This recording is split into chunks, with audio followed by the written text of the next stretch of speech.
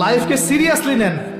আপনি দুনিয়াতে পাবজি খেলতে আসেননি, এখানে ফ্রি ফায়ার খেলতে আসেননি, একটা গার্লফ্রেন্ডের পিছনে সময় নষ্ট করার জন্য আসেন নাই, আপনি এখানে সুদ খেতে আসেননি, জিনা করতে আসেন নাই, আপনি পৃথিবীতে বেহায়ার মতো নগ্ন হয়ে রাস্তাঘাটে ঘুরতে আসেননি, আপনি পৃথিবীতে উম্মার মাঝে ফাটল সৃষ্টি করতে আসেননি, আপনি পৃথিবীতে দুনিয়া পূজা করতে আসেননি। এইসব কারণে আপনাকে পৃথিবীতে পাঠানো হয়নি।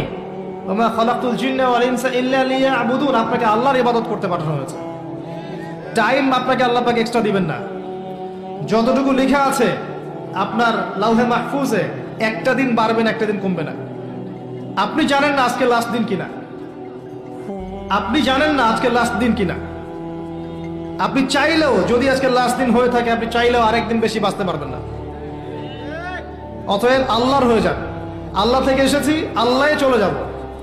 আল্লাহ সৃষ্টি করেছেন আমাদেরকে, ওখান থেকে এসেছি, আবার আল্লাহর দিকে কি হবে, ফিরে যাব।